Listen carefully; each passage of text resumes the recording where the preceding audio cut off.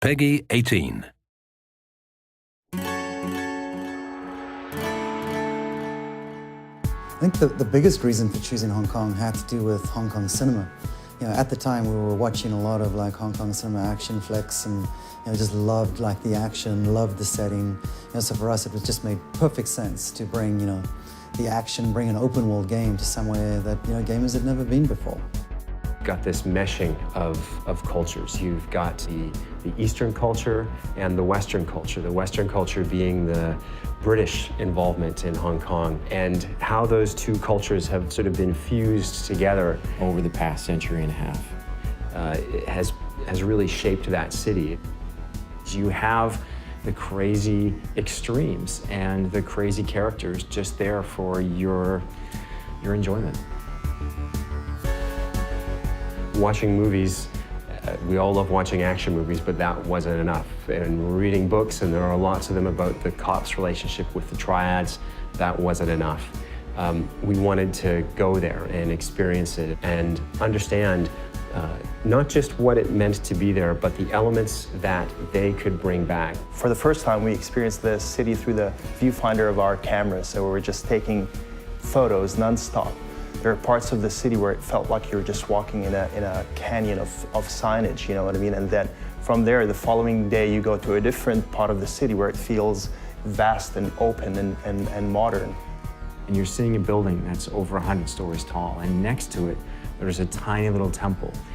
You see guys hanging out on a street corner who look like they were in a street fight, and they were triad guys who actually were in a street fight. The key for us about the triads and about Hong Kong was just how interwoven like the triads are into society there. It's not like there's a bad guy that you can point to the whole time. They're part of the fabric. We were really lucky to be able to talk to people on both sides, the police and the triads. We talked to a member of very high up, and I guess you'd call it the Hong Kong Secret Service. He was fascinating to talk to, just in terms of understanding what the threats were in Hong Kong. We talked to a couple of members of the triads as well, who took our writer into some very interesting places. He never felt at risk, but he learned some interesting things.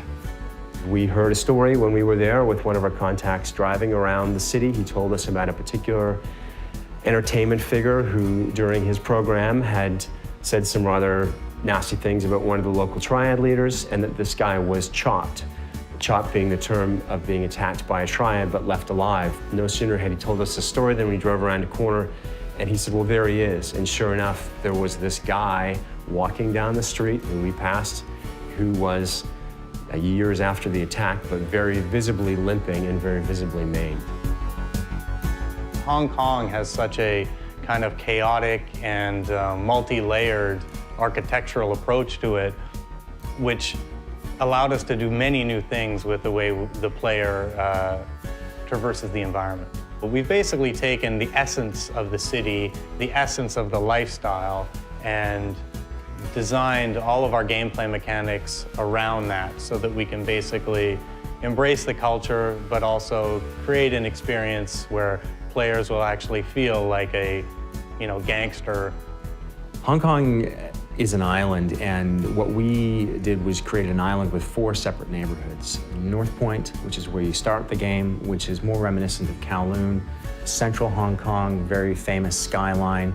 Kennedy Town, built on the side of one of the hills in Hong Kong, more of an affluent neighborhood. And then Aberdeen Harbor, around the back of the island. The traffic is on the left-hand side of the street.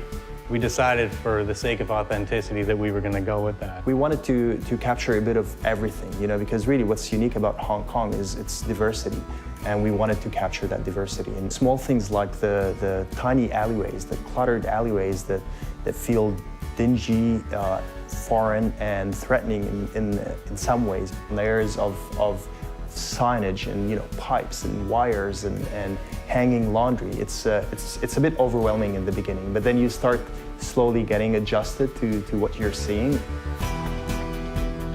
If you want to spend time just roaming around the island, enjoying the races and the mini games and the events and favors and shopping and all that kind of stuff, then that's entirely there for you to do. The final result is a city that feels authentic, but at the same time, it's fun to explore and to experience.